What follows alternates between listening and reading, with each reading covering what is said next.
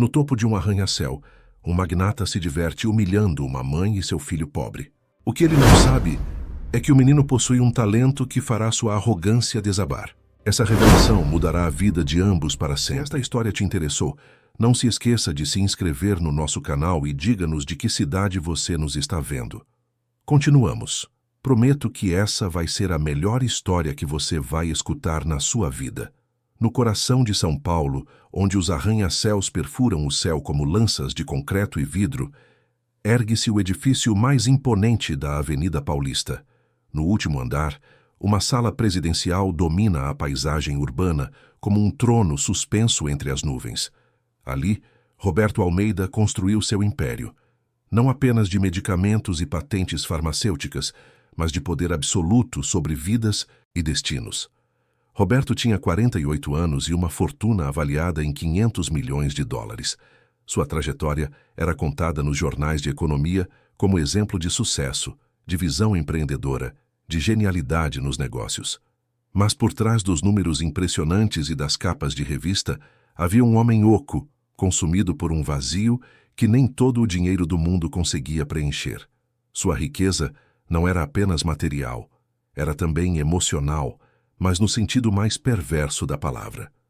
Roberto se alimentava da dor alheia, do sofrimento que ele mesmo provocava, da humilhação que infligia aos que considerava inferiores. Sua sala era um monumento ao próprio ego. As paredes revestidas de mármore negro importado da Itália refletiam as luzes da cidade como espelhos sombrios. Quadros de artistas renomados ocupavam cada espaço disponível, não por amor à arte, mas porque seus valores astronômicos reforçavam sua superioridade. A mesa de trabalho, feita de jacarandá maciço e vidro temperado, tinha o tamanho de uma mesa de jantar para 10 pessoas.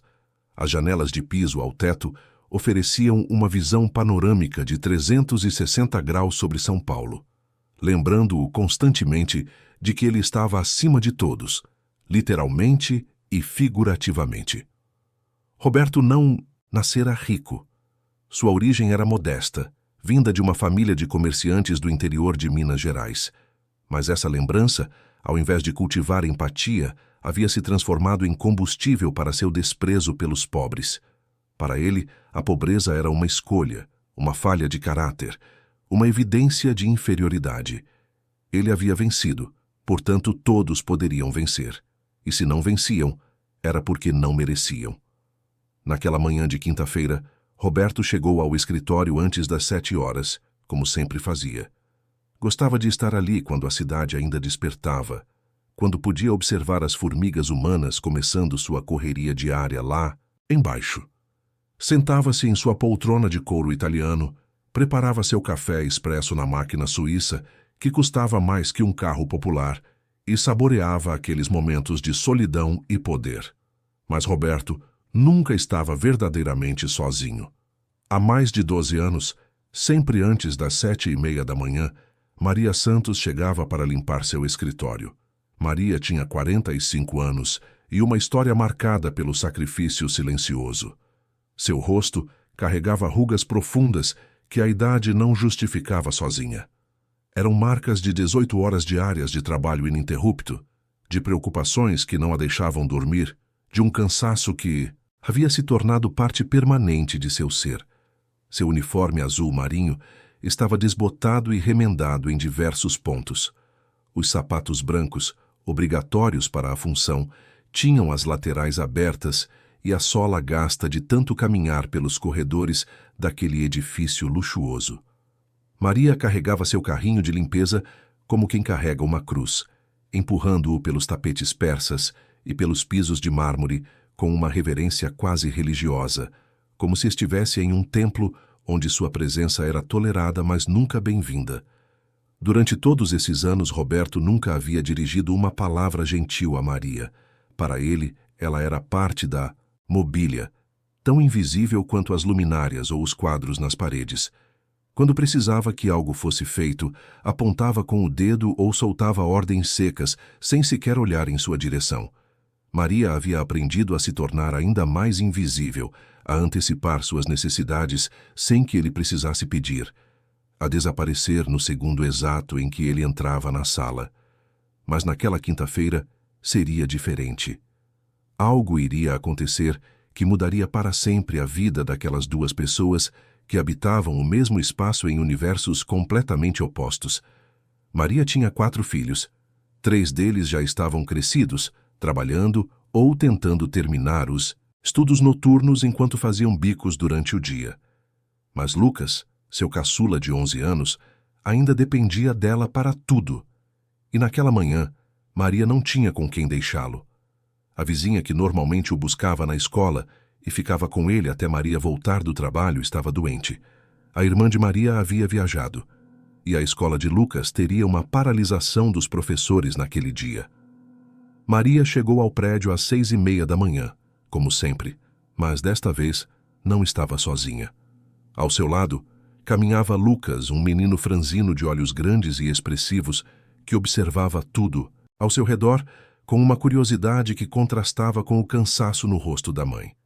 Ele vestia um uniforme escolar surrado, com o tecido da calça brilhando de tão gasto, e tênis que eram 2 vezes maiores que seu pé, comprados assim propositalmente para que durassem mais tempo conforme ele crescesse.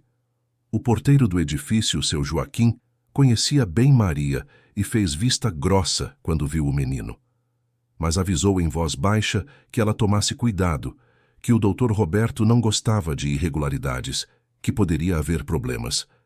Maria agradeceu com um aceno de cabeça e levou Lucas pela porta dos fundos, a mesma que usava todos os dias, aquela destinada aos funcionários da limpeza e aos entregadores.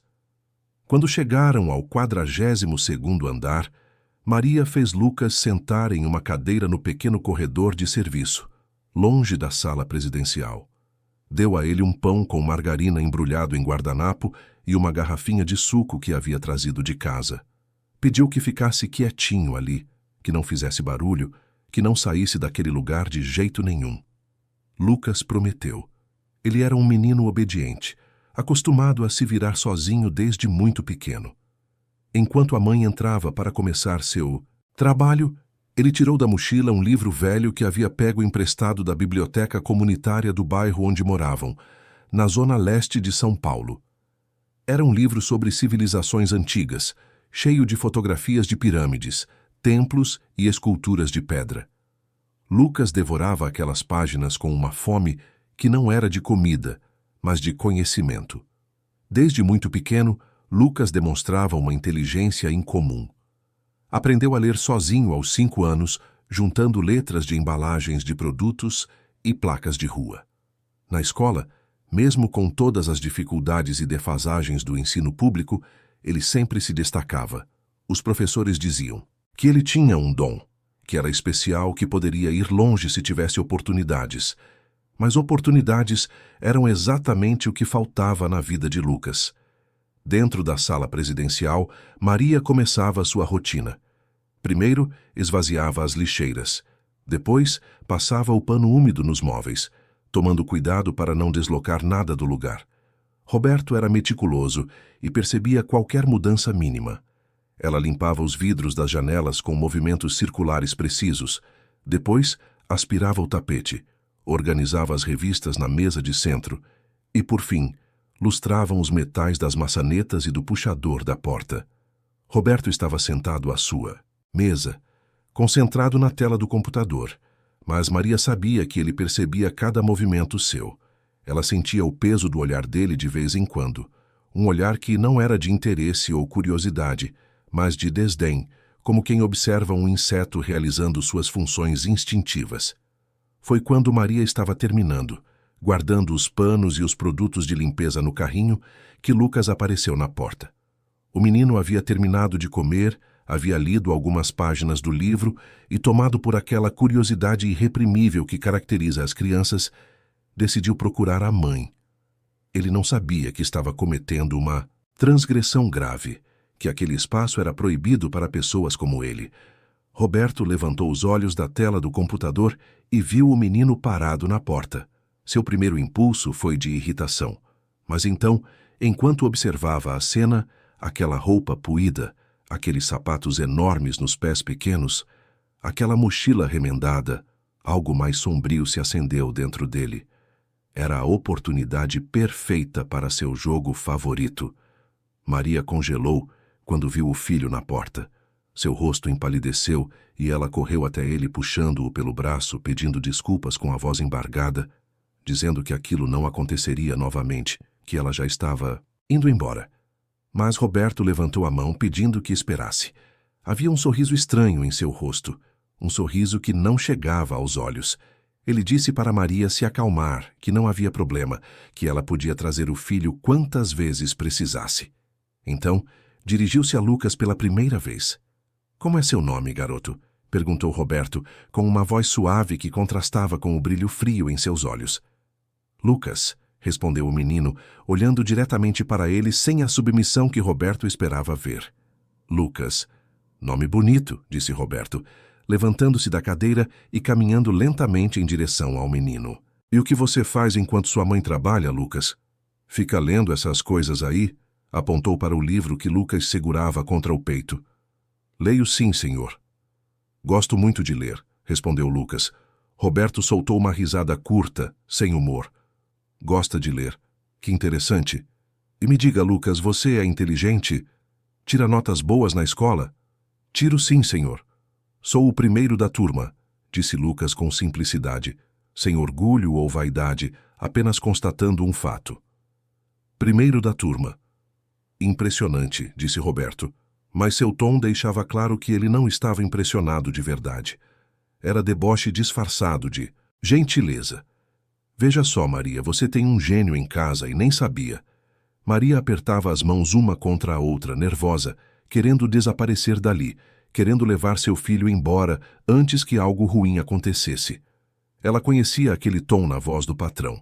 Já havia presenciado outras vezes, quando ele humilhava funcionários, quando destruía pessoas apenas porque podia. "Sabe, Lucas, eu também gosto muito de conhecimento", continuou Roberto, circulando o menino como um predador avaliando sua presa. "Sou um homem bem-sucedido justamente porque sempre estudei muito, porque sempre busquei aprender. Aliás, deixa eu te mostrar uma coisa interessante." Roberto caminhou até um armário fechado com chave.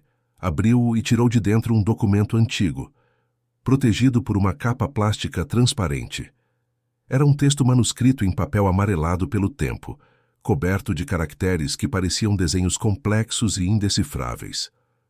"Você sabe o que é isso, garoto?" perguntou Roberto, segurando o documento com cuidado exagerado, como se fosse a coisa mais preciosa do mundo. Lucas olhou para o papel e franziu a testa concentrado. "Parece chinês." "Não. É diferente. Parece mais antigo." Roberto ficou momentaneamente surpreso com a resposta. "Muito bem.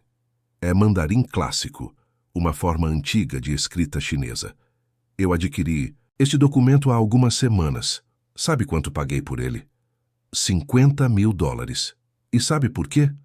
Porque nem os melhores tradutores do Brasil conseguiram decifrá-lo completamente. É um texto extremamente raro e complexo." Lucas não tirava os olhos do documento.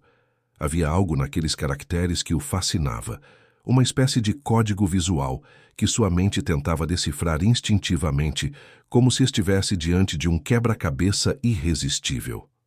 Roberto percebeu o interesse do menino e seu sorriso cruel se alargou. "Então, Lucas, já que você é tão inteligente, tão estudioso, que tal um desafio? Aposto que você não consegue me dizer nenhuma palavra do que está escrito aqui. Aposto que sua inteligência de primeiro da turma não serve para nada no mundo real. O que você me diz?" Maria deu um passo à frente querendo intervir, mas Roberto a silenciou com um olhar cortante. Lucas, por sua vez, não desviou os olhos do documento. Havia algo naqueles desenhos, naquelas formas, que conversava com alguma parte profunda de sua mente. "Posso olhar mais de perto?" perguntou Lucas, com uma calma que surpreendeu até sua mãe. Roberto, achando graça naquela audácia infantil, entregou o documento ao menino. "Claro, pode olhar à vontade. Pode até levar para casa se conseguir ler alguma coisa." Lucas pegou o papel com cuidado, aproximou-o dos olhos e começou a examinar cada detalhe. Seus dedos traçavam os contornos dos caracteres no ar, sem tocar no papel. Sua respiração estava calma, seu rosto completamente concentrado. E então algo extraordinário aconteceu. Este caractere aqui, disse Lucas apontando para um símbolo no canto superior do documento, significa céu ou firmamento, e este ao lado é água. Juntos, formam uma expressão que fala sobre o equilíbrio entre o que está acima e o que está abaixo. O sorriso de Roberto começou a desaparecer. Você está inventando, garoto, está chutando. Não estou não, senhor, respondeu Lucas com a mesma calma. Meu professor de história trouxe uns livros sobre a China antiga para a sala de aula no ano passado. Eu peguei emprestado vários e li todos.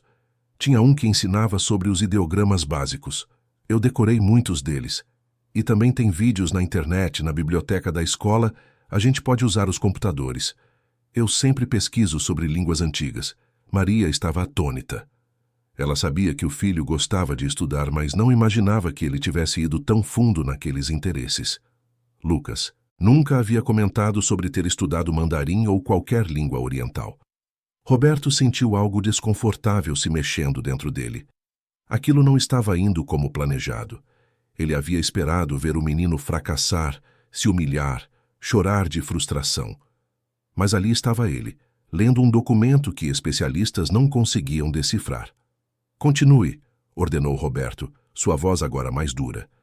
Lucas continuou apontando caracteres, explicando seus significados individuais e como eles se combinavam para formar conceitos mais complexos.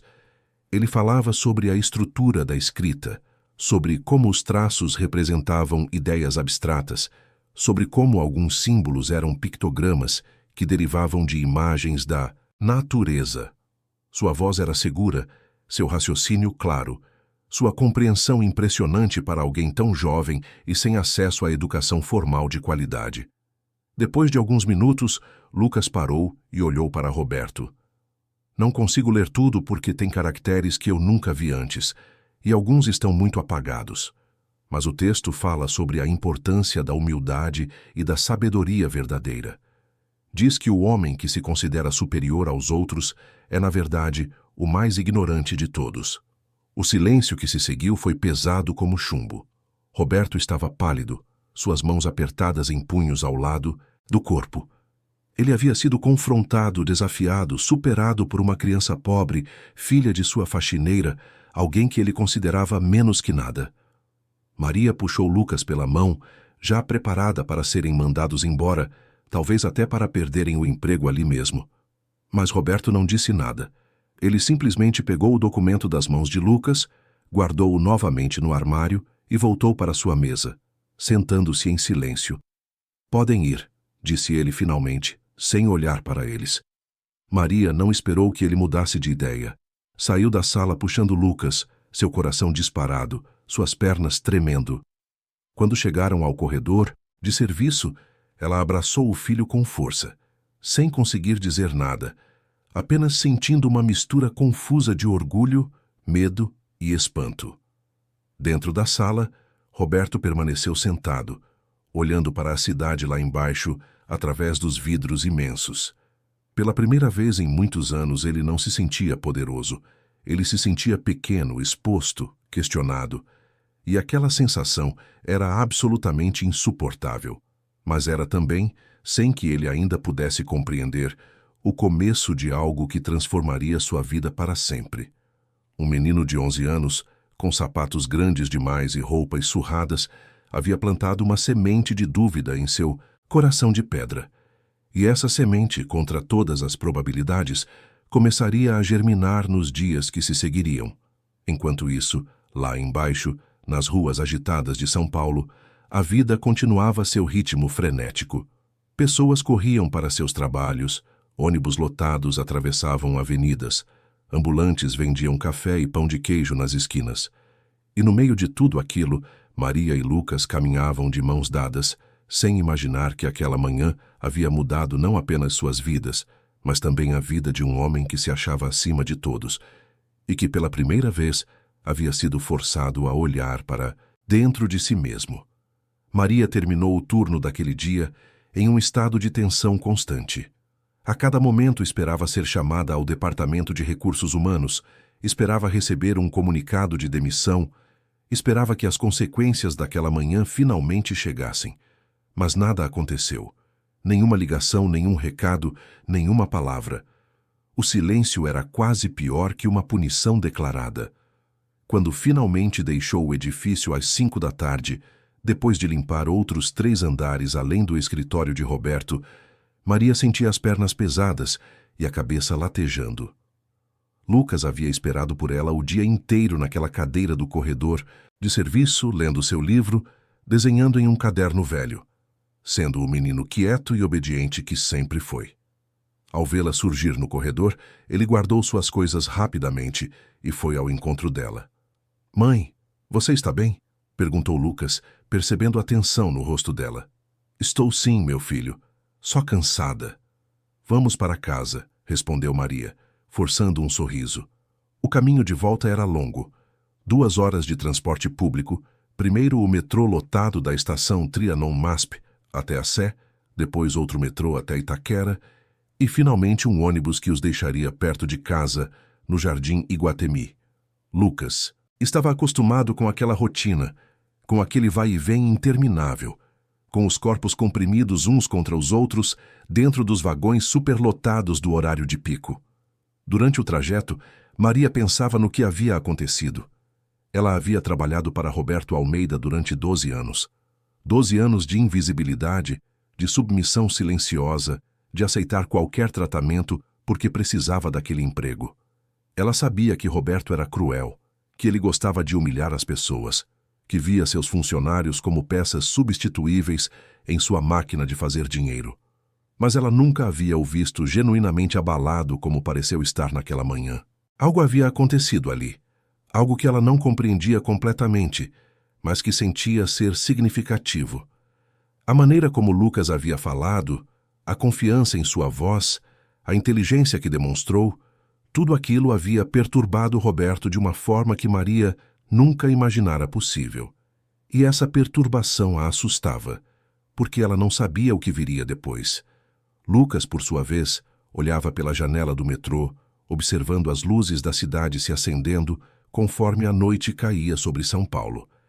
Ele estava pensando no documento, nos caracteres antigos, na sensação estranha que teve ao decifrá-los. Era como se uma parte adormecida de seu cérebro tivesse despertado, como se ele tivesse acessado um conhecimento que não sabia possuir. O menino sempre soube que era diferente. Na escola, enquanto outros alunos lutavam para entender conceitos básicos, ele absorvia tudo com facilidade, quase sobrenatural. Matemática, português, ciências, história, tudo fazia sentido para ele de um jeito que não parecia fazer para seus colegas. Mas ele nunca havia se gabado disso, nunca havia usado sua inteligência para se colocar acima dos outros.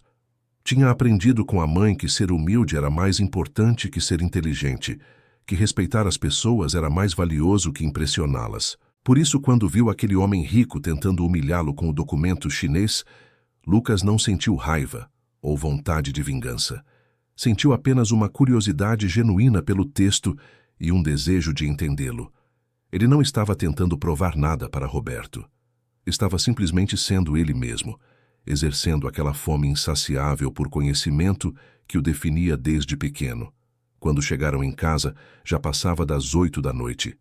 O barraco de 3 cômodos onde moravam ficava em uma viela estreita, espremido entre dezenas de outras construções semelhantes.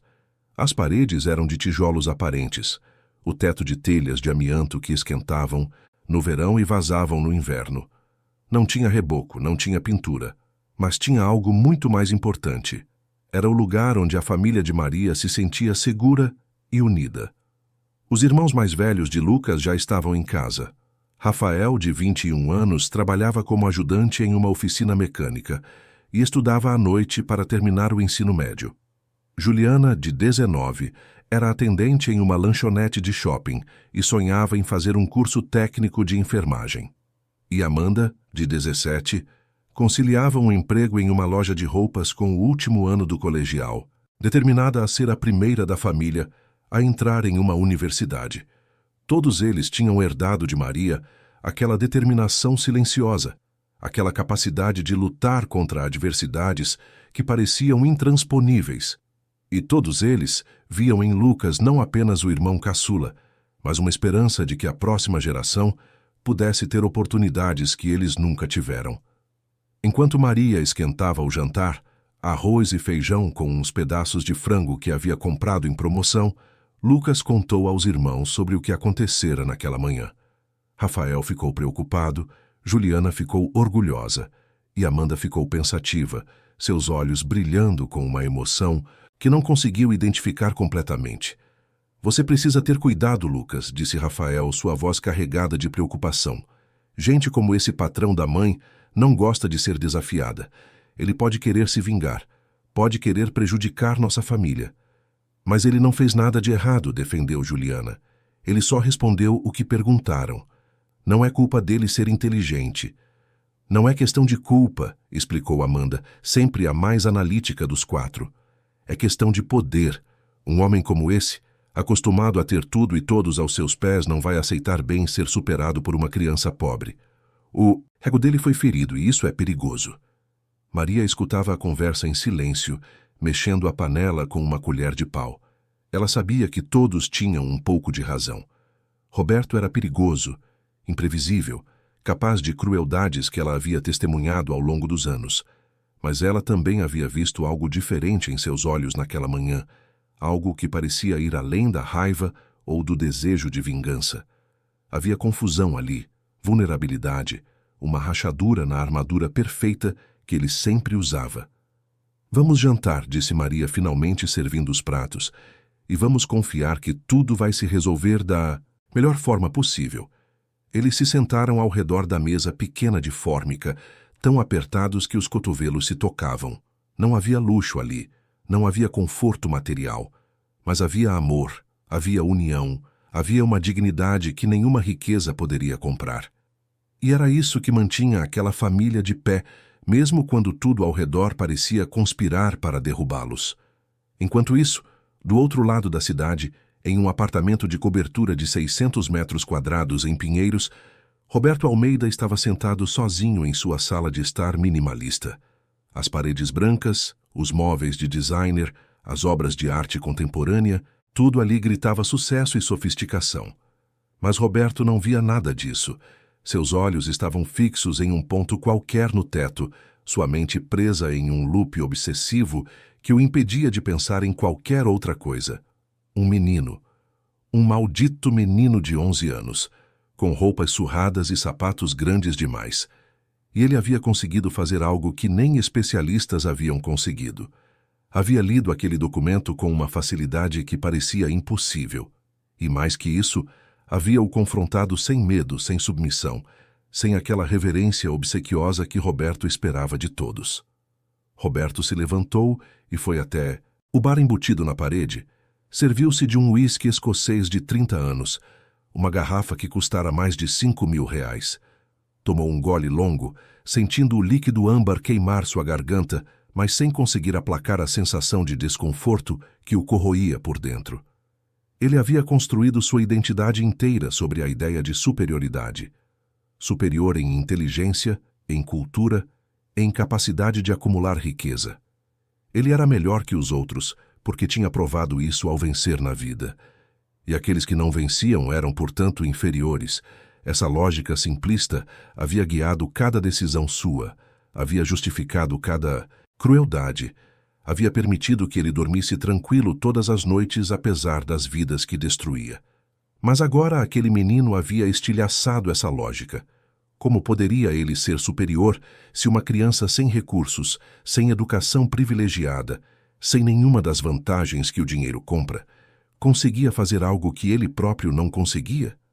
Como poderia a pobreza ser sinal de inferioridade se Lucas era capaz de demonstrar tamanha inteligência apesar dela? Roberto terminou o uísque e serviu-se de outro, e de outro.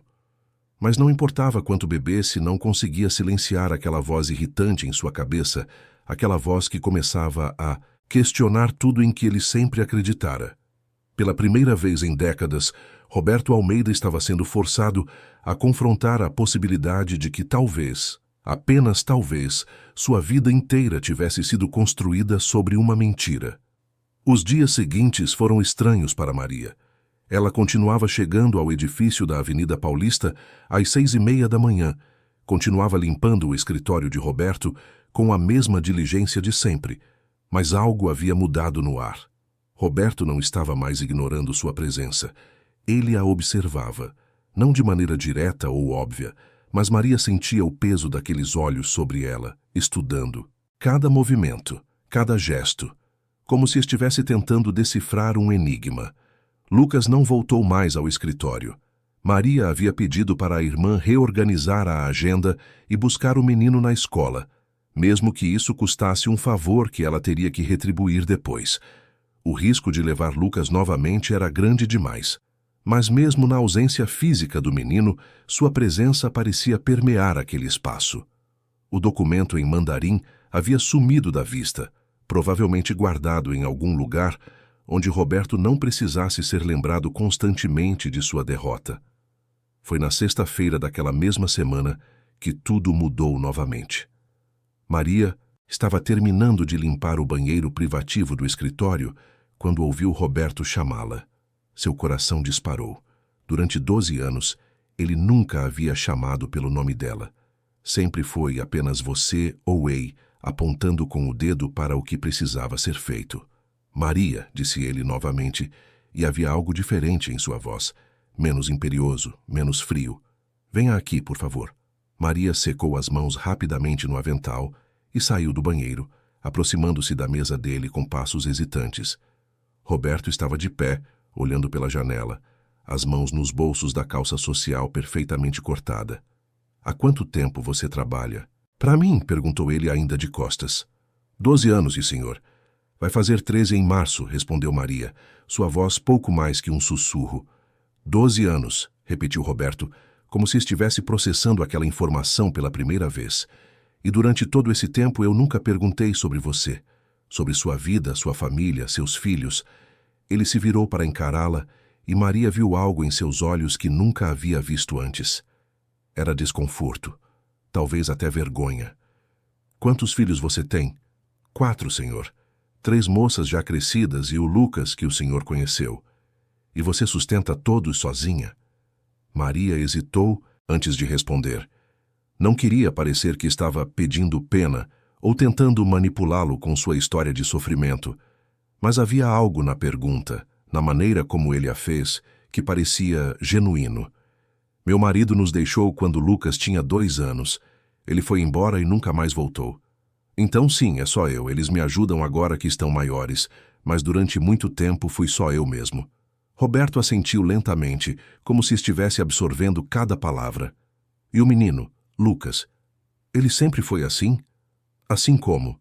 Inteligente, curioso, capaz de aprender coisas que a maioria das crianças não consegue. Maria sentiu uma ponta de orgulho atravessar sua garganta, fazendo seus olhos arderem.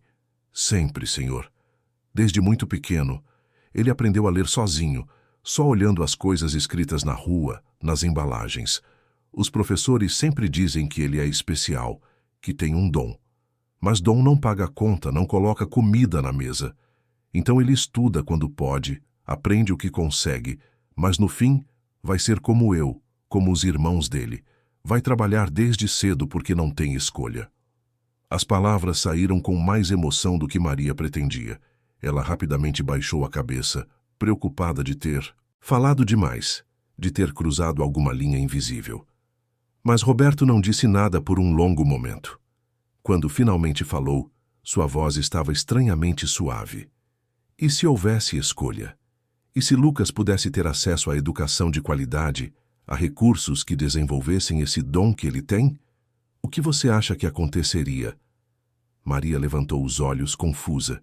Não entendia aonde Roberto queria chegar. Ele seria incrível, senhor. Ele poderia fazer qualquer coisa, ser médico, engenheiro, professor, o que ele quisesse. Mas essas coisas não existem para gente como a gente. Não existe escolha quando você nasce onde a gente nasceu.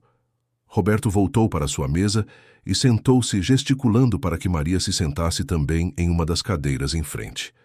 Maria obedeceu, desconfortável naquela posição incomum.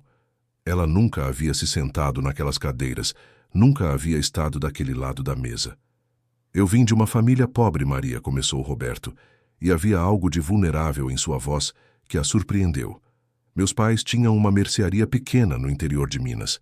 Não passávamos fome, mas também não tínhamos luxos. Eu estudei em escola pública, trabalhei desde os 14 anos, rala muito para chegar onde cheguei. E durante toda a minha vida, eu usei isso como prova de que qualquer um pode vencer. Se eu conseguir, todos podem conseguir. E aqueles que não conseguem é porque não se esforçaram o suficiente, porque não foram inteligentes o suficiente, porque não mereciam. Maria escutava em silêncio, sem saber o que dizer ou fazer. Era a primeira vez que Roberto falava sobre si mesmo daquela maneira, a primeira vez que mostrava alguma humanidade além do empresário bem-sucedido e cruel. Mas seu filho, continuou Roberto, me fez questionar isso. Porque ele claramente tem inteligência, tem esforço, tem mérito, mas não tem oportunidade. E eu percebi que talvez, só talvez, minha história seja uma exceção, não a regra. Talvez eu tenha tido sortes que outros não tiveram. Talvez eu tenha encontrado portas que para outros estavam trancadas. Ele fez uma pausa, passando a mão pelo cabelo em um gesto de frustração. E isso me incomoda profundamente. Maria não sabia como reagir. Parte dela queria sentir compaixão por aquele homem que pela primeira vez parecia estar tendo uma crise existencial. Mas outra parte dela, a parte que havia sido invisível durante 12 anos, que havia sido tratada como menos que nada, sentia uma raiva silenciosa. Porque estava acontecendo isso só agora? Porque foi preciso seu filho brilhante para que Roberto enxergasse a humanidade das pessoas ao seu redor? O senhor está dizendo isso por quê? Perguntou Maria, sua voz firme apesar do nervosismo. Roberto a olhou diretamente. Estou dizendo porque quero fazer uma proposta. Não para você, mas para Lucas. Eu quero que ele venha trabalhar aqui, no escritório, como meu assistente pessoal. Não como funcionário normal, mas como aprendiz. Ele trabalharia algumas horas por semana depois da escola, e eu pagaria por sua educação. Escola particular, cursos de línguas, tudo o que ele precisasse para desenvolver esse potencial. Maria ficou paralisada. Aquilo era o sonho de qualquer mãe, a oportunidade que ela sempre rezou para que seus filhos tivessem. Mas havia algo na proposta, na maneira como Roberto a fez, que a deixava desconfiada.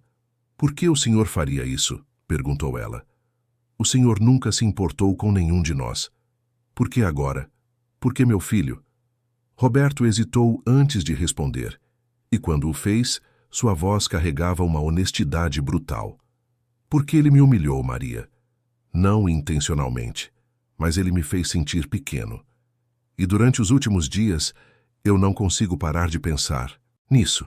Não consigo dormir direito, não consigo me concentrar no trabalho. Ele plantou uma dúvida em mim que está me corroendo por dentro. E eu preciso entender. Preciso entender como alguém com tão pouco pode ser capaz de tanto. Preciso ver se é real, se ele realmente é tão especial quanto pareceu ser. Então é um experimento? Perguntou Maria, sua voz endurecendo. Meu filho é uma cobaia para o senhor provar alguma teoria sobre si mesmo?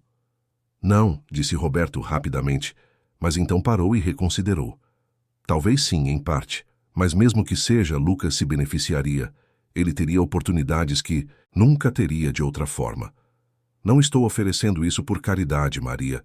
Estou oferecendo porque seu filho despertou algo em mim que eu pensava estar morto há muito tempo. Curiosidade genuína. Vontade de entender algo além de números e lucros. Maria ficou em silêncio por um longo momento.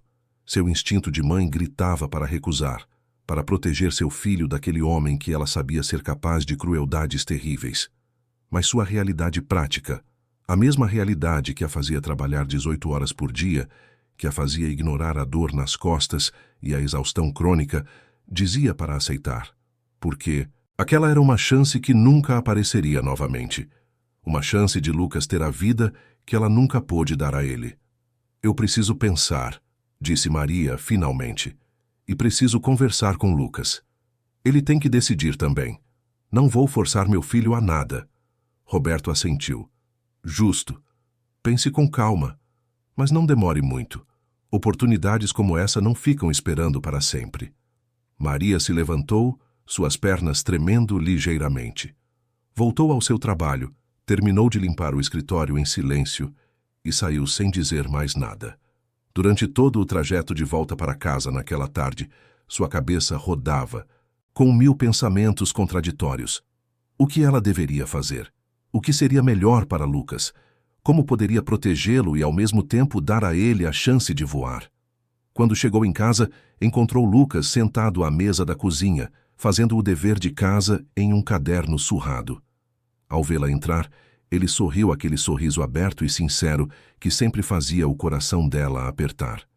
Oi, mãe. Como foi o dia?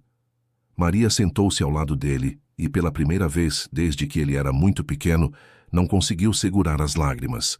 Elas escorreram silenciosamente por seu rosto enquanto ela segurava a mão do filho, sentindo a textura daquela pele jovem, ainda não calejada pela vida. Mãe? O que aconteceu? Lucas estava assustado agora. Nunca havia visto a mãe chorar daquela forma. Nada de ruim, meu filho, conseguiu dizer Maria entre soluços. É só que eu te amo tanto, e às vezes essa vida é tão difícil, e eu queria tanto poder te dar mais. Ela limpou as lágrimas com as costas da mão e olhou diretamente para ele. O doutor Roberto fez uma proposta hoje. Ele quer que você trabalhe com ele, que ele pague seus estudos em escola particular. Seria uma grande oportunidade para você. Lucas franziu a testa, confuso. Mas por quê? Ele nem me conhece.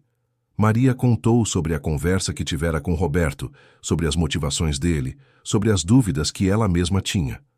Lucas escutou tudo em silêncio, sua mente processando cada informação com aquela maturidade que sempre pareceu além de sua idade. Quando Maria terminou de falar, Lucas ficou quieto por um momento antes de responder.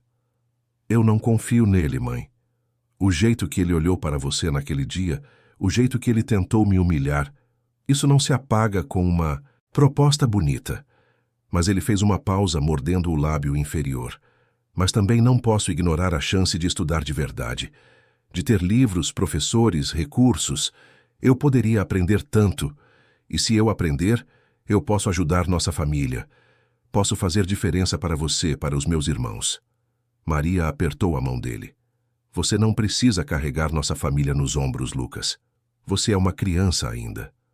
Lucas a olhou com aqueles olhos profundos, velhos demais para um rosto tão jovem. Eu já não sou mais criança, mãe. Não depois de ver você trabalhar tanto, de ver meus irmãos lutando, de saber que a gente não tem as mesmas chances que outras pessoas.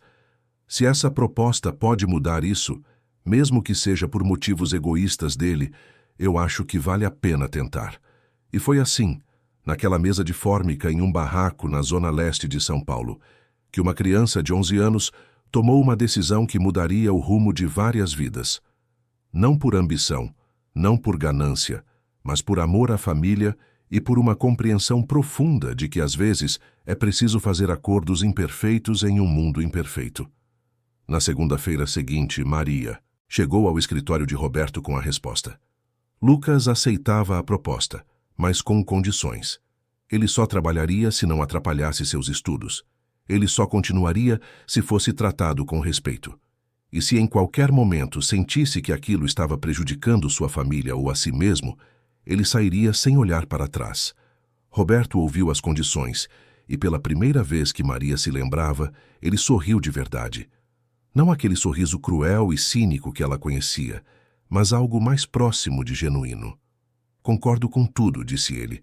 Lucas pode começar na quarta-feira, 3 horas por tarde, 3 vezes por semana. E eu vou providenciar a transferência dele para o Colégio Bandeirantes já para o próximo semestre. Maria sentiu o chão sumir debaixo dos pés. O Bandeirantes era uma das escolas particulares mais prestigiadas de São Paulo. Seu filho, que estudava em uma escola pública precária onde faltava até giz, ia estudar no mesmo lugar que os filhos da elite paulistana. Parecia irreal, impossível, bom demais para ser verdade. E talvez fosse, porque Maria não sabia ainda que a proposta de Roberto era só o começo de uma jornada muito mais complexa e turbulenta do que qualquer um deles. Poderia imaginar que aquele acordo aparentemente simples desencadearia eventos que exporiam feridas profundas, revelariam verdades incômodas e forçariam todos os envolvidos a confrontar quem realmente eram por baixo das máscaras que usavam para o mundo. Lucas começou a trabalhar na quarta-feira daquela semana. Maria o levou até o edifício, seu coração apertado de preocupação e esperança misturadas. Lucas vestia sua melhor roupa, que ainda era surrada e pequena demais, mas estava limpa e passada com cuidado. Ele carregava sua mochila velha e um caderno novo que Maria havia comprado com o dinheiro que deveria ter sido usado para a comida. Roberto recebeu Lucas em seu escritório com uma cordialidade estudada. Havia preparado uma estação de trabalho para o menino, uma mesa pequena em um canto da sala com um computador, cadernos novos, canetas, lápis, tudo o que um estudante poderia precisar. Lucas olhou para tudo aquilo com olhos arregalados, mas não disse nada. Apenas agradeceu com um aceno de cabeça e sentou-se onde Roberto indicou. Durante as primeiras semanas, o arranjo foi estranho para ambos. Roberto não sabia como interagir com uma criança, especialmente uma criança, que o desafiava de formas que ele não estava acostumado. Lucas, por sua vez, mantinha uma distância respeitosa, mas não submissa, observando tudo, aprendendo, absorvendo informações como uma esponja. Roberto começou dando a Lucas tarefas simples: organizar documentos, fazer pesquisas básicas na internet, catalogar informações. Mas rapidamente percebeu que Lucas era capaz de muito mais. O menino aprendia com uma velocidade assustadora. Uma explicação era suficiente para que ele compreendesse conceitos complexos. Ele fazia conexões entre ideias aparentemente desconectadas, via padrões onde outros viam apenas dados aleatórios. Foi durante uma dessas tarefas que Roberto teve sua segunda grande surpresa com Lucas. Ele havia pedido para o menino pesquisar sobre um composto químico específico que a empresa estava desenvolvendo. Era uma pesquisa que deveria levar dias, envolvendo artigos científicos complexos em inglês e termos técnicos que nem estudantes universitários dominariam completamente. Lucas voltou no dia seguinte com um relatório de 15 páginas, não apenas resumindo as informações, mas analisando-as criticamente, apontando potenciais problemas com a pesquisa atual e sugerindo abordagens alternativas baseadas em estudos similares que ele havia encontrado. O relatório era tão bem escrito e fundamentado que Roberto inicialmente achou que Lucas havia copiado de algum lugar. Mas ao questioná-lo, o menino explicou cada ponto com uma clareza e profundidade que não deixavam dúvidas. Aquilo era produto de sua própria análise. Roberto ficou olhando para Lucas por um longo momento, tentando processar o que acabara de ver. "Como isso é possível?" perguntou ele, genuinamente perplexo. "Você tem 11 anos. Como você pode entender essas coisas?" Lucas deu de ombros. "Eu leio muito. E quando não entendo algo, eu procuro, estudo, até fazer sentido. Não é tão complicado quando você realmente presta atenção." "Não é tão complicado", repetiu Roberto, quase rindo da simplicidade com que Lucas descrevia algo que era extraordinário. "Você percebe que a maioria dos adultos, incluindo pessoas com diplomas e anos de experiência, não conseguiria fazer o que você acabou de fazer?" "Por que não?" perguntou Lucas, genuinamente curioso. "Eu só usei as informações que estavam disponíveis. Qualquer um poderia fazer o mesmo." E foi naquele momento que Roberto entendeu algo fundamental sobre Lucas. O menino não via sua inteligência como algo especial. Para ele era apenas a maneira natural de processar o mundo. Ele não se achava superior aos outros, não usava seu dom para se colocar acima de ninguém. Ele simplesmente era quem era, sem pretensão, sem arrogância. Essa humildade, combinada com aquela inteligência notável, criou em Roberto um sentimento que ele não experimentava há décadas: admiração genuína. Não aquela admiração superficial que se tem por conquistas materiais ou status social, mas uma admiração profunda por algo verdadeiramente raro e valioso em outro ser humano. E com essa admiração veio algo ainda mais perturbador: inveja. Roberto começou a invejar Lucas. Invejava aquela pureza, aquela capacidade de se maravilhar com o conhecimento sem corrompê-lo com ambição. Invejava a humildade que ele próprio havia perdido em algum ponto de sua jornada. Invejava a clareza moral de alguém que, apesar de todas as dificuldades, ainda acreditava que as pessoas eram fundamentalmente boas e que o conhecimento deveria ser compartilhado, não acumulado como ferramenta de poder. Essa inveja não era destrutiva, pelo menos não ainda. Era o tipo de inveja que faz a pessoa querer se tornar melhor, que a faz questionar quem ela é e quem poderia ser. Mas Roberto não sabia lidar com esses sentimentos. Ele havia passado a vida inteira construindo muros emocionais, protegendo-se de qualquer vulnerabilidade. E agora, aquele menino estava derrubando esses muros um por um, simplesmente por existir e ser quem era. As semanas se transformaram em meses. O semestre terminou e Lucas foi matriculado no Colégio Bandeirantes, como prometido. Maria chorou quando viu o uniforme novo, a lista de materiais que incluía livros caros que ela nunca poderia comprar, a mochila de marca que substituiu aquela velha remendada. Seus outros filhos estavam felizes pelo irmão, mas também um pouco ressentidos, embora tentassem esconder. Por que Lucas tinha aquela sorte e eles não? Por que ele era especial e eles não? Maria percebia essa tensão crescendo em casa e tentava suavizá-la como podia. Mas a verdade era inescapável. Lucas estava sendo dada uma oportunidade que mudaria sua vida de uma forma que os irmãos nunca teriam. E isso criava um desequilíbrio, uma rachadura na unidade familiar que sempre os mantivera juntos. 6 meses haviam se passado desde aquela manhã que mudara tudo. Era um sábado chuvoso de outubro, quando Roberto tomou uma decisão que surpreenderia a todos, inclusive a si mesmo. Ele pegou o telefone e ligou para Maria, algo que nunca havia feito antes. Ela atendeu assustada, achando que algo ruim havia acontecido com Lucas. Maria, não se preocupe, está tudo bem com seu filho, disse Roberto rapidamente, percebendo o pânico na voz dela. Na verdade, eu gostaria de fazer um convite. Quero que você e sua família venham jantar em minha casa hoje à noite. Todos vocês. Lucas, seus outros filhos, você. Quero conhecê-los adequadamente. Maria ficou sem palavras. Em todos aqueles anos trabalhando para Roberto, ela nunca havia sequer visto o apartamento dele, além daquela sala de escritório. E agora ele estava convidando toda a sua família para jantar. Parecia surreal. Eu não sei se é uma boa ideia, senhor, começou Maria, mas Roberto a interrompeu. Por favor. Eu sei que fui terrível com você durante todos esses anos. Sei que tenho muito a me redimir. Deixe-me ao menos tentar. Não precisa ser algo formal ou desconfortável. Só um jantar, uma conversa. Uma chance de conhecer as pessoas que criaram alguém como Lucas. Maria conversou com os filhos. Rafael e Juliana estavam desconfiados. Amanda estava curiosa.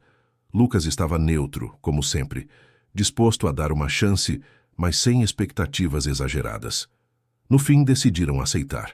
Era uma experiência nova, quase como visitar um mundo alienígena, mas todos concordaram que valia a pena tentar. Quando chegaram ao prédio em Pinheiros às 7 da noite, o porteiro os recebeu com um misto de surpresa e confusão.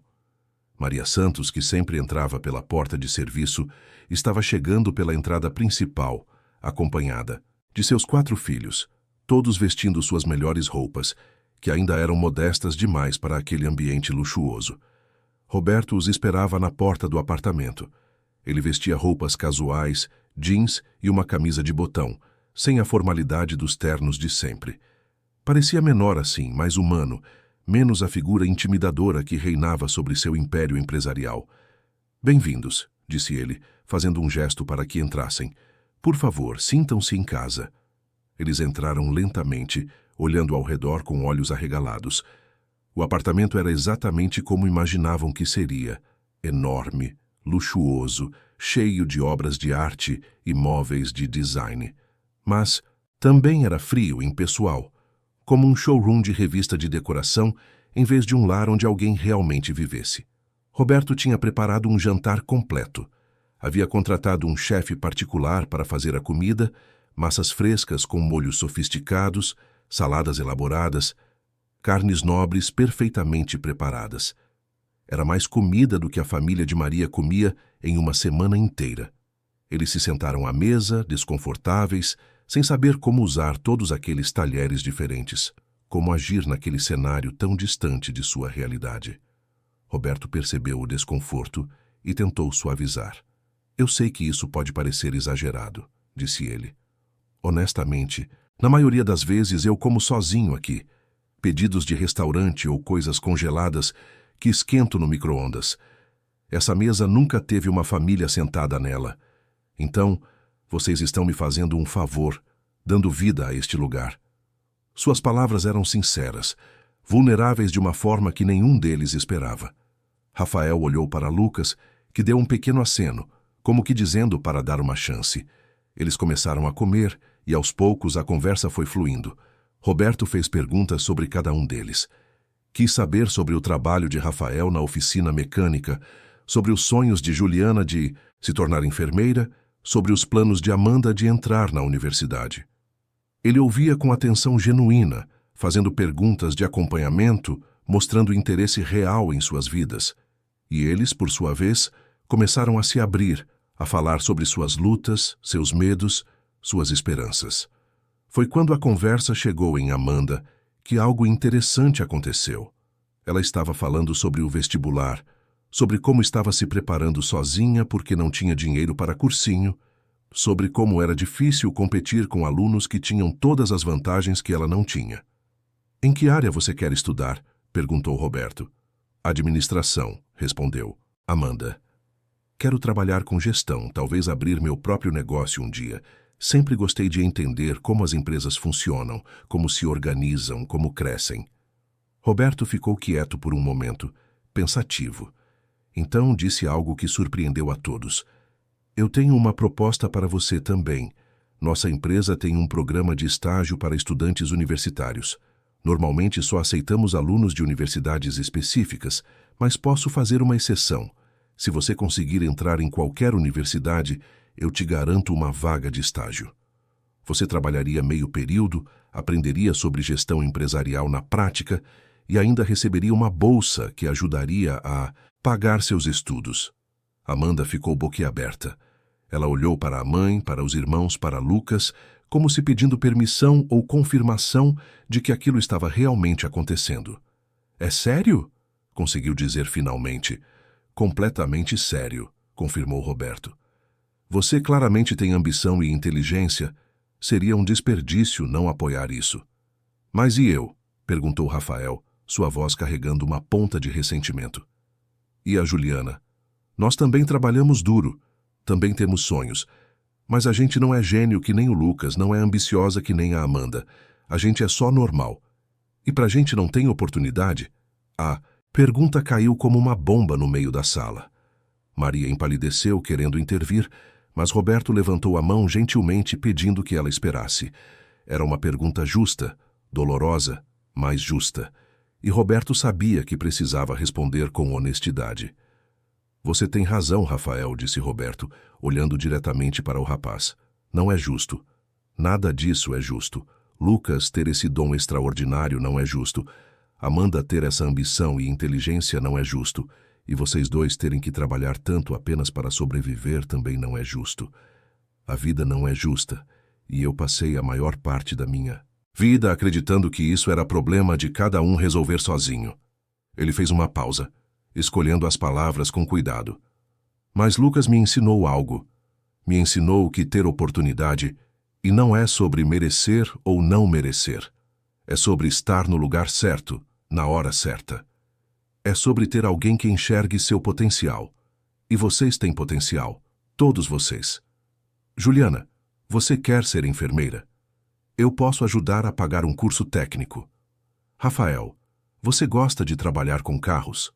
Posso conectar você com donos de oficinas melhores, lugares onde você possa aprender mais e ganhar mais. Não estou fazendo isso porque vocês são especiais ou porque merecem mais que outros. Estou fazendo porque eu posso, e porque não fazer seria um desperdício. Mas por quê? Insistiu Rafael. Por que se importa com a gente? Nós não somos nada para o Senhor.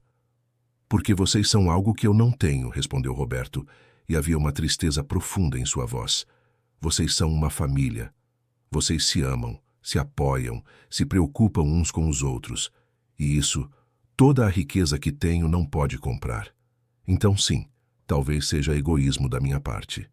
Talvez eu esteja fazendo isso porque estar perto de vocês me faz sentir menos vazio. Mas mesmo que meus motivos sejam egoístas, os resultados ainda beneficiam vocês. Então por que não aceitar?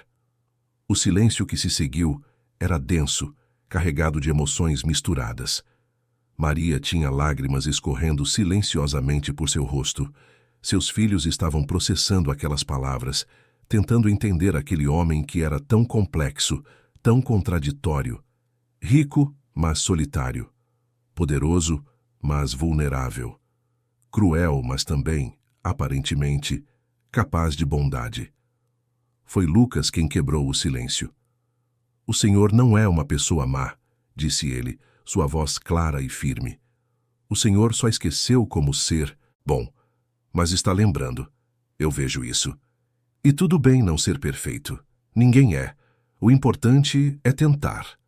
Roberto olhou para o menino, para aquele garoto de 11 anos que parecia ter mais sabedoria que a maioria dos adultos, e sentiu algo se quebrando dentro dele. Não era uma quebra ruim.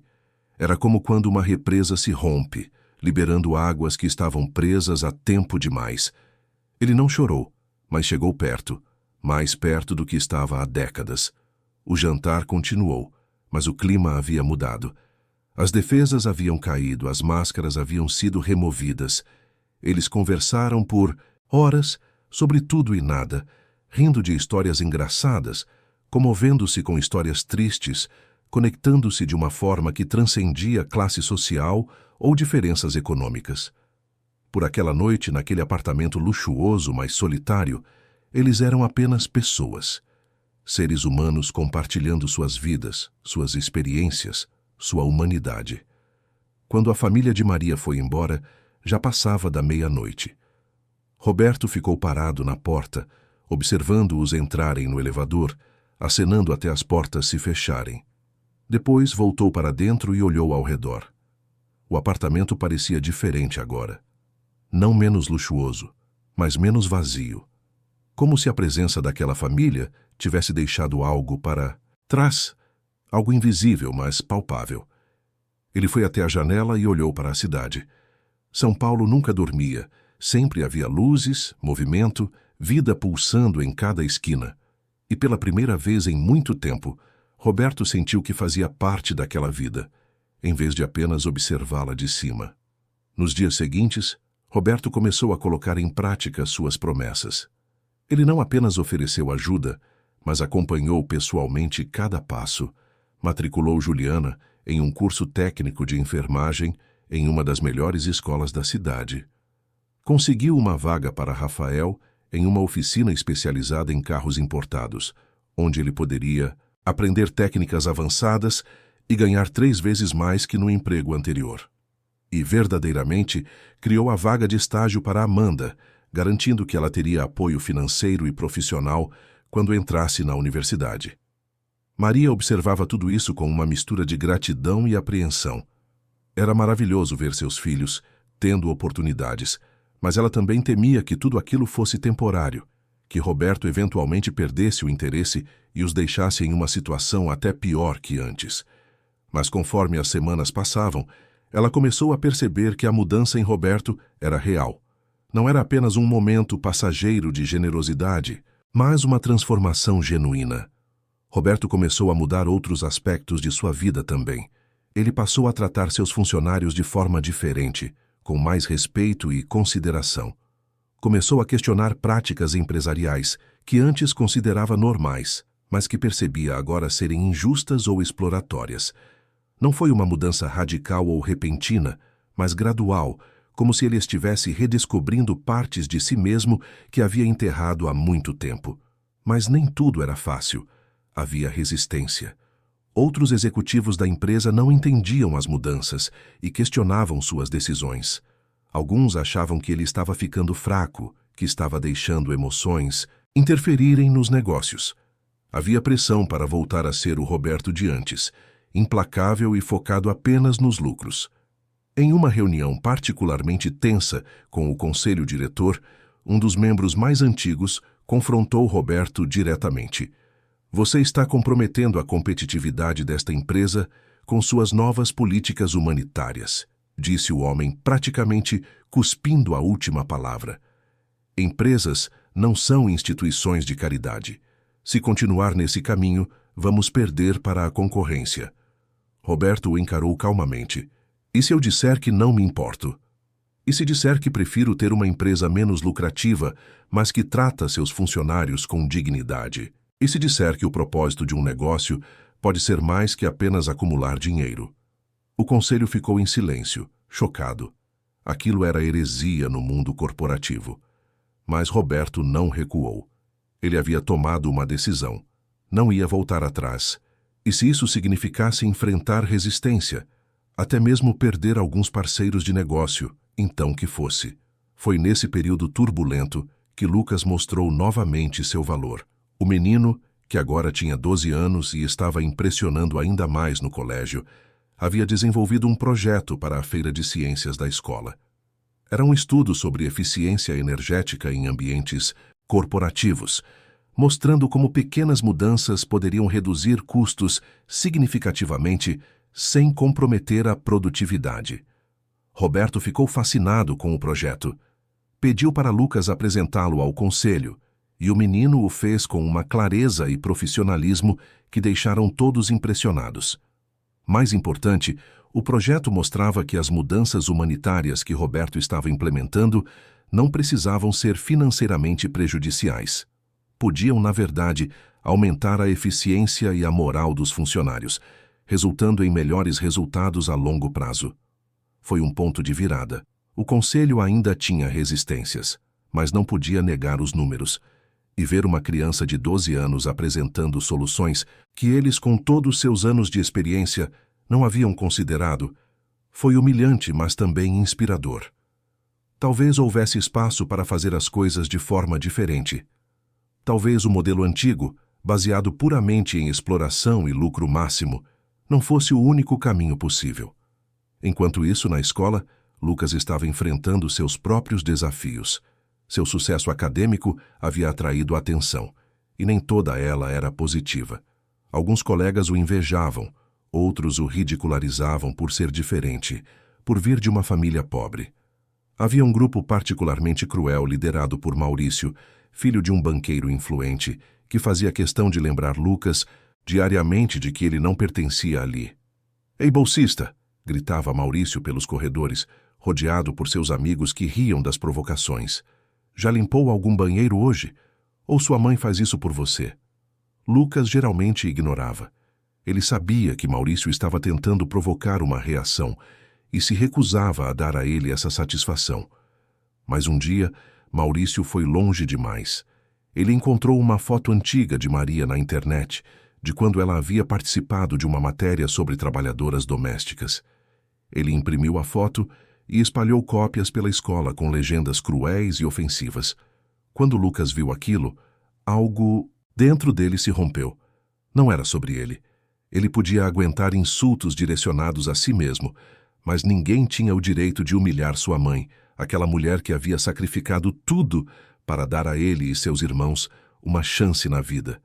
Ele encontrou Maurício no pátio durante o intervalo, rodeado pelos amigos, rindo daquela crueldade que pensavam ser engraçada.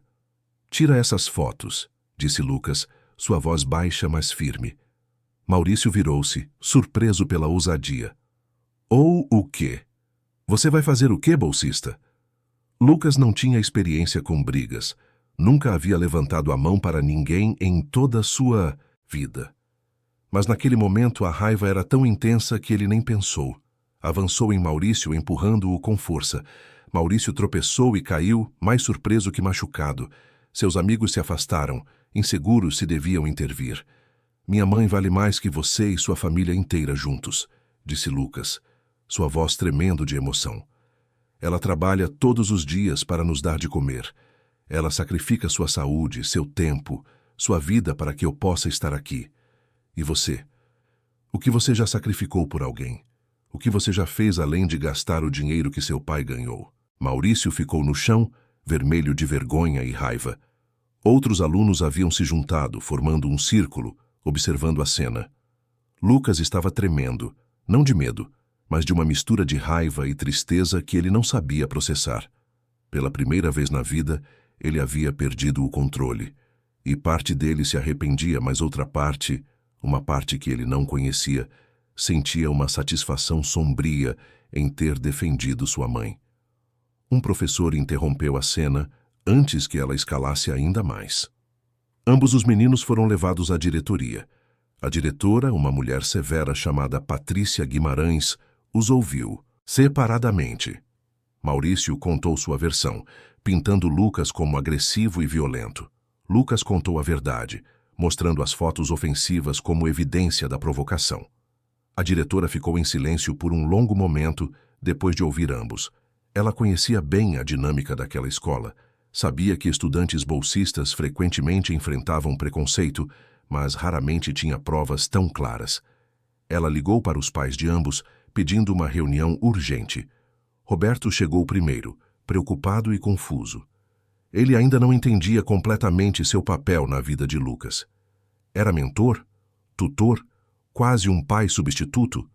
A definição era confusa, mas ele sabia que se importava profundamente com o bem-estar do menino. Maria chegou pouco depois, pálida de preocupação, tendo saído correndo do trabalho ao receber a ligação. Os pais de Maurício foram os últimos a chegar, chegando em um carro importado, vestidos com roupas de grife, exalando o tipo de arrogância casual que vem com privilégio de gerações. O pai de Maurício, Henrique Costa, era conhecido de Roberto do mundo dos negócios. Eles haviam competido em vários leilões de empresas ao longo dos anos, sempre com uma rivalidade subjacente. A reunião foi tensa desde o início. Henrique exigiu a expulsão imediata de Lucas, classificando-o como violento e perigoso.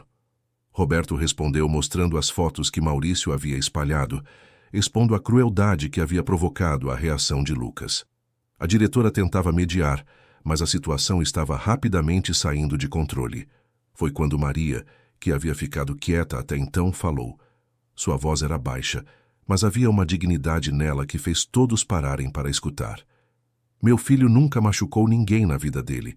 Ele é um menino bom, educado, respeitoso, mas todo mundo tem um limite.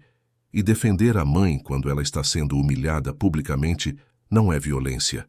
É amor. É honra. E se isso não é valorizado nesta escola, então talvez nós não pertençamos aqui mesmo. O silêncio que se seguiu foi absoluto. Maria havia falado com uma simplicidade e verdade que nenhum argumento elaborado poderia superar. A diretora acenou lentamente, reconhecendo a sabedoria naquelas palavras. Roberto olhou para Maria com uma admiração renovada, e até Henrique pareceu momentaneamente sem palavras. 3 meses haviam se passado desde que Roberto deixara a empresa que construíra. Os primeiros dias foram difíceis, cheios de dúvidas e momentos de arrependimento. Ele acordava no meio da noite, pensando em tudo que havia perdido, questionando se tinha feito as escolhas certas. Mas então se lembrava de Lucas, de Maria, da família que o havia acolhido quando ele mais precisava. E as dúvidas se dissipavam como névoa ao sol da manhã. Roberto não ficou parado por muito tempo. Com parte da fortuna que ainda possuía, ele fundou uma nova iniciativa, o Instituto Novos Horizontes. Não era uma empresa tradicional, mas sim uma organização dedicada a identificar e apoiar jovens talentosos de comunidades carentes, oferecendo-lhes educação de qualidade, mentoria e oportunidades reais de crescimento. Lucas foi a primeira pessoa que ele convidou para fazer parte do conselho consultivo do Instituto, apesar de ter apenas 12 anos. A princípio, outros membros do conselho hesitaram, mas depois de ver Lucas em ação, compreenderam que a idade era apenas um número quando se tratava de sabedoria e visão. O Instituto começou pequeno, com apenas 10 bolsistas no primeiro ano. Mas Roberto estava determinado a fazer diferente desta vez. Não seria apenas sobre dar dinheiro e esperar resultados. Seria sobre construir relacionamentos reais, entender as necessidades individuais de cada jovem, oferecer apoio emocional além do financeiro. Ele havia aprendido com Lucas que inteligência sem oportunidade é um desperdício, mas também havia aprendido que oportunidade sem apoio verdadeiro era apenas um presente vazio. Maria se tornou uma figura central no Instituto. Roberto a contratou como coordenadora de bem-estar, responsável por garantir que as famílias dos bolsistas recebessem o apoio necessário. Ela conhecia melhor que ninguém os desafios que famílias pobres enfrentavam, as escolhas impossíveis entre pagar aluguel ou comprar comida, entre trabalhar horas extras ou passar tempo com os filhos. Seu conhecimento prático e sua empatia genuína fizeram dela um pilar fundamental do Instituto. Um dos primeiros bolsistas foi um jovem chamado Pedro, de 15 anos, que vivia em uma favela na Zona Sul. Pedro tinha um talento extraordinário para matemática, mas havia sido expulso de 2 escolas por problemas de comportamento. A maioria dos programas sociais o teria descartado, classificando-o como caso perdido. Mas Maria viu além do comportamento.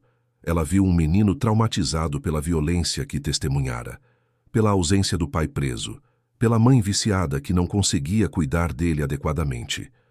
Maria não apenas matriculou Pedro em uma escola particular, mas também providenciou acompanhamento psicológico para ele e sua família. Conectou sua mãe com programas de tratamento para dependência química, ajudou a garantir que Pedro tivesse um lugar seguro para estudar, mesmo que isso significasse pagar por um pequeno quarto alugado longe do ambiente destrutivo de casa. Era trabalho duro, emocionalmente desgastante, mas também era o tipo de trabalho que dava significado real à vida de Maria. Lucas continuava estudando no Colégio Bandeirantes, mas agora com uma perspectiva diferente. Ele via sua educação privilegiada não como direito adquirido, mas como responsabilidade. Toda a informação que absorvia, toda a habilidade que desenvolvia, ele considerava uma ferramenta para ajudar outros que não tinham as mesmas oportunidades. Ele começou a dar aulas voluntárias para os outros bolsistas do Instituto, ensinando não apenas conteúdo acadêmico, mas também compartilhando estratégias de estudo, técnicas de aprendizado, maneiras de navegar pelo sistema educacional que frequentemente parecia projetado para excluir pessoas como eles. Com 13 anos, Lucas já estava cursando disciplinas de ensino médio, acelerado por sua capacidade de aprender rapidamente. Os professores do Bandeirantes haviam proposto que ele pulasse séries, mas Lucas recusou. Ele não queria se destacar apenas academicamente. Queria ter tempo para viver outras experiências, para desenvolver inteligência emocional além da intelectual, para ser não apenas inteligente, mas também sábio. Rafael, o irmão mais velho, finalmente realizou seu sonho de abrir a própria oficina mecânica. Foi um empreendimento modesto, apenas um espaço alugado em Itaquera com equipamentos usados, mas era dele. Roberto havia oferecido investir, mas Rafael recusou orgulhosamente. Ele queria fazer aquilo sozinho, com suas próprias economias, mesmo que isso significasse começar pequeno. Roberto respeitou essa decisão, mas fez questão de ser o primeiro cliente, levando seu carro importado para Rafael fazer a revisão, mesmo sabendo que poderia ir a concessionárias especializadas. Juliana havia se formado como técnica de enfermagem e conseguira emprego em um hospital público na Zona Leste. O trabalho era exaustivo, os pacientes muitos, os recursos sempre insuficientes. Mas ela amava o que fazia. Via propósito em cada plantão, em cada paciente cujo sofrimento ela conseguia aliviar nem que fosse um pouco. Ela começou a se especializar em cuidados paliativos, atraída por aquela área que poucos queriam trabalhar, mas que ela via como essencial. Ajudar pessoas em seus momentos mais vulneráveis, oferecer dignidade quando a vida estava chegando ao fim, isso tocava algo profundo em sua alma. Amanda estava no 3º ano de administração e já estava sendo disputada por empresas que queriam contratá-la depois da formatura. Mas ela tinha outros planos. Queria trabalhar no 3º setor, aplicar seus conhecimentos de gestão em organizações que fizessem diferença social real. O estágio no Instituto de Roberto havia despertado nela uma paixão por empreendedorismo social, pela ideia de que negócios podiam ser ferramentas para mudança positiva, não apenas para a acumulação de capital. Era uma tarde de sábado, quase um ano depois de Roberto ter saído de sua antiga empresa, quando ele organizou um grande evento no Instituto. Era uma celebração do primeiro aniversário da organização e também uma oportunidade de mostrar aos apoiadores e potenciais patrocinadores o impacto que estavam tendo. Havia exposições dos projetos dos bolsistas, apresentações artísticas, comida preparada pelas famílias em um esforço coletivo. O evento estava lotado. Havia empresários ricos que Roberto conhecia do mundo corporativo, políticos locais interessados em associar suas imagens a causas sociais, jornalistas cobrindo a história e, claro, as famílias dos bolsistas, orgulhosas de ver seus filhos tendo oportunidades que parecia impossíveis apenas um ano antes. Roberto estava circulando pelo evento quando avistou uma figura familiar. Era Henrique Costa, o pai de Maurício, aquele que havia exigido a expulsão de Lucas meses atrás. Os dois homens ficaram frente a frente, um silêncio desconfortável entre eles. "Henrique, o que te traz aqui?" perguntou Roberto, genuinamente surpreso. Henrique hesitou antes de responder, visivelmente desconfortável. "Eu vim porque meu filho me pediu." Ele fez uma pausa como se as próximas palavras custassem a sair. Maurício mudou depois daquele incidente na escola. As sessões de aconselhamento, a retratação pública, tudo aquilo foi humilhante para ele. Mas também foi transformador. Ele começou a questionar coisas que sempre aceitamos como normais em nossa família. Começou a perceber os privilégios que temos, as injustiças que ignoramos, e ele quer fazer algo a respeito. Roberto ficou surpreso, mas também esperançoso. "E você? O que você pensa sobre isso?" Henrique olhou ao redor, observando os jovens bolsistas apresentando seus projetos, com tanto entusiasmo e brilho nos olhos. "Eu penso que talvez meu filho seja mais sábio que eu, e talvez você também. Eu passei a vida toda acreditando que o sucesso se mede pelo quanto você acumula, pelo quanto você supera os outros. Mas olhando para isso aqui, para o que você construiu depois de perder tudo, eu me pergunto se eu entendi tudo errado." "Não perdeu tudo", corrigiu Roberto gentilmente. "Eu troquei uma coisa por outra. Troquei poder vazio por propósito real. Troquei uma fortuna enorme por algo que o dinheiro não pode comprar. Paz interior." Henrique assentiu lentamente. Ele estava processando aquelas palavras, confrontando anos de certezas que agora pareciam menos sólidas. "Posso fazer uma doação ao Instituto?" perguntou finalmente. "E talvez, se você aceitar, gostaria de me envolver mais. Talvez seja a hora de usar meus recursos e conexões para algo que realmente importe." Roberto sorriu e estendeu a mão. "Seria uma honra ter você conosco." Enquanto isso, do outro lado do salão, Lucas estava mostrando seu projeto mais recente para um grupo de investidores interessados. Era um aplicativo educacional que ele havia desenvolvido com a ajuda de colegas programadores, projetado para tornar o aprendizado de matemática mais acessível e envolvente para crianças de escolas públicas. O aplicativo era gratuito, sustentado por doações e patrocínios, e já estava sendo testado em 50 escolas pela cidade. Um dos investidores, um homem de meia-idade chamado Carlos Mendes, estava particularmente impressionado. "Quantos anos você tem mesmo, garoto?" 13, senhor", respondeu Lucas. 13. "E você desenvolveu isso sozinho?" "Não sozinho", corrigiu Lucas. "Tive a ajuda de vários programadores voluntários, de professores que testaram o aplicativo em suas salas de aula, de alunos que deram feedback sobre o que funcionava e o que não funcionava. Nada de valor real é feito sozinho. Sempre é um esforço coletivo." Carlos olhou para Roberto, que estava observando a cena de longe. "Esse menino é extraordinário. Você deve estar muito orgulhoso." "Não é meu filho", esclareceu Roberto, "mas sim, estou incrivelmente orgulhoso. Ele me ensinou mais sobre liderança e valores nos últimos meses do que aprendi em décadas no mundo corporativo." "Como ele fez isso?" perguntou Carlos, genuinamente curioso. Roberto pensou por um momento antes de responder. Sendo autenticamente quem ele é, sem pretensão, sem arrogância, apenas uma curiosidade genuína pelo mundo e um desejo sincero de fazer diferença. E me mostrando, através do exemplo, que sucesso real não tem nada a ver com quanto você tem, mas com quanto você contribui. A noite avançou com apresentações, discursos emocionantes e histórias inspiradoras.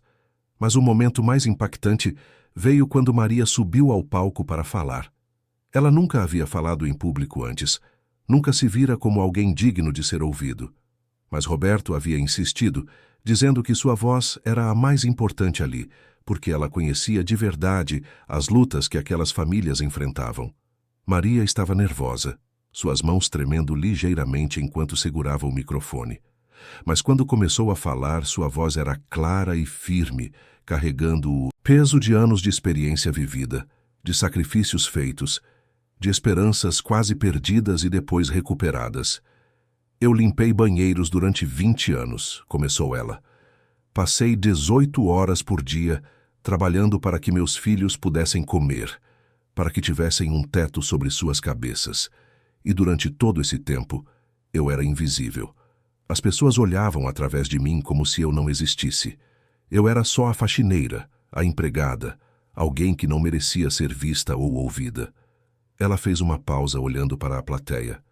Mas um dia meu filho mais novo teve a oportunidade de mostrar sua inteligência para o homem que eu trabalhava para.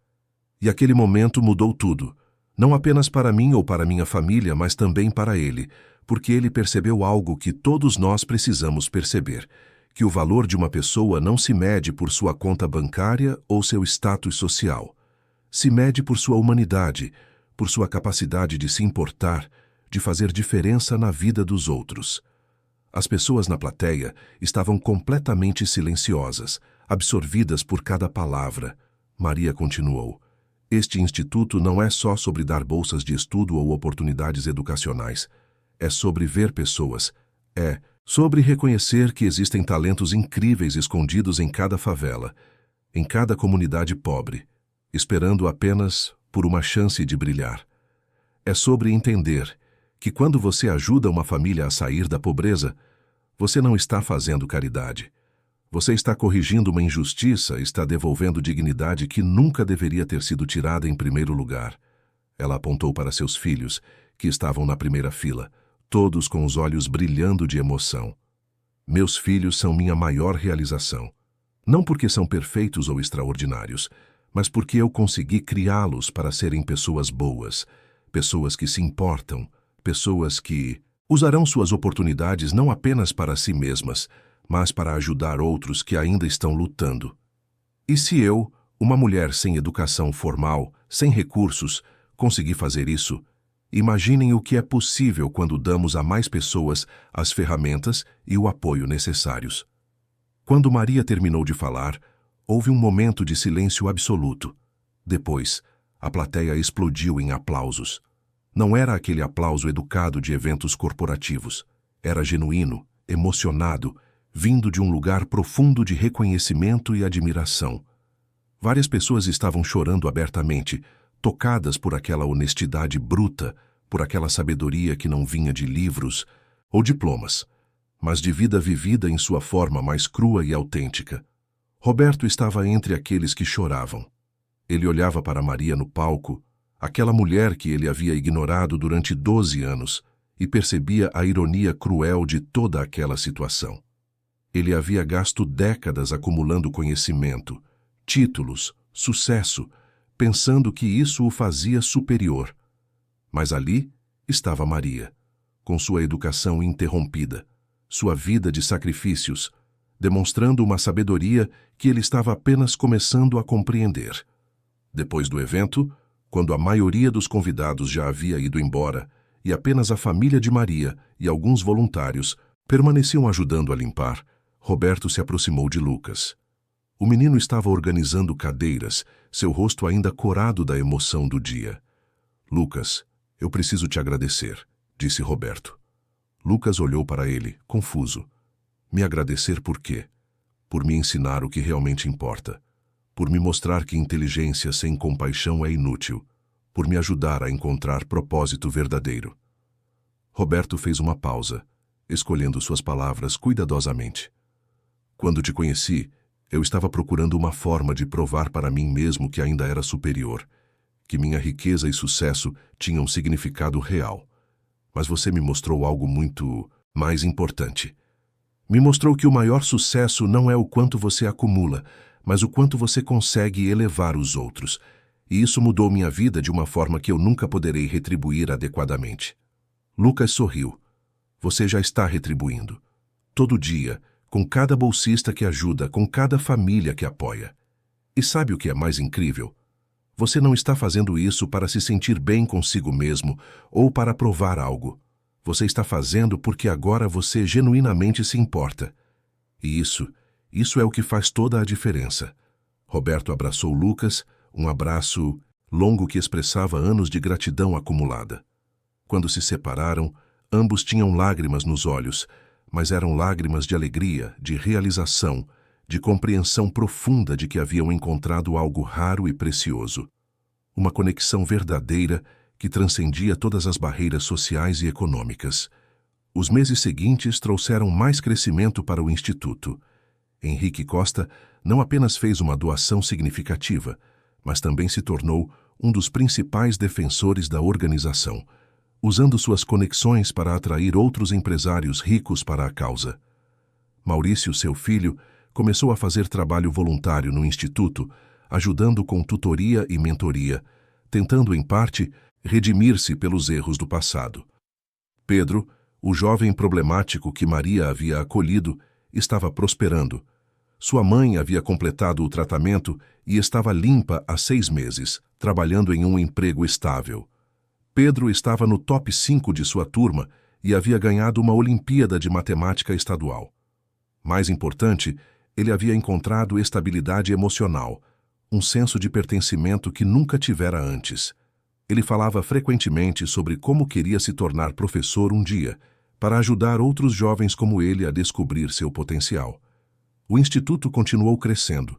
No segundo ano, já tinha 30 bolsistas. No terceiro, 50.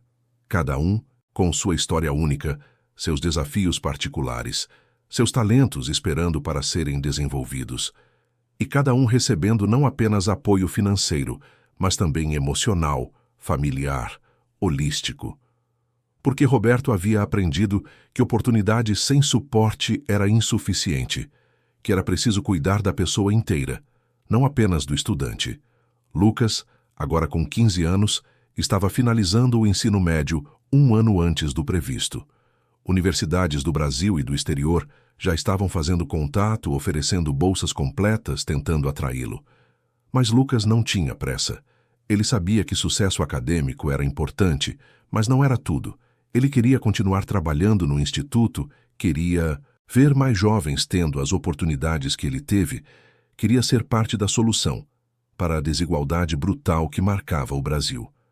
Em uma manhã de março, quase 2 anos depois daquele primeiro encontro transformador, Roberto e Lucas estavam sentados no antigo escritório, aquele 42º andar com vista para São Paulo. A sala agora pertencia ao Instituto, que havia comprado o espaço com doações e contribuições de patrocinadores. As paredes de mármore negro ainda estavam lá, mas agora cobertas por desenhos e projetos dos bolsistas. A mesa gigantesca de jacarandá havia sido substituída por várias mesas menores, onde os jovens trabalhavam em seus estudos. Roberto olhava pela janela, aquela vista que antes simbolizava seu poder e isolamento. Mas agora ele via algo diferente. Via oportunidades, potenciais, vidas que poderiam ser transformadas. Via não uma cidade dividida entre ricos e pobres, mas uma comunidade de seres humanos compartilhando o mesmo espaço, merecendo as mesmas oportunidades. Você se arrepende de alguma coisa? Perguntou Lucas, que estava ao lado dele, também olhando para a cidade. Roberto pensou por um longo momento. De muita coisa. Dos anos que desperdicei sendo cruel e egoísta. Das pessoas que machuquei ao longo do caminho. Do tempo perdido acumulando coisas que não importam. Ele se virou para Lucas. Mas não me arrependo de ter te conhecido. Não me arrependo de ter aceitado essa jornada de transformação, mesmo sendo tão dolorosa às vezes, porque agora eu sei o que é viver com propósito real. E essa é uma sensação que nenhuma fortuna pode comprar. Lucas assentiu. Minha mãe sempre dizia que a maior riqueza é ter paz no coração. Acho que agora o senhor entende o que ela queria dizer. Roberto sorriu. Mais do que entendo. Eu vivo isso todo dia. E tudo graças a você, a ela, a sua família. Vocês me salvaram de uma vida vazia mesmo sem perceber. Me mostraram que nunca é tarde demais para mudar, para escolher ser melhor, para encontrar significado além do sucesso material.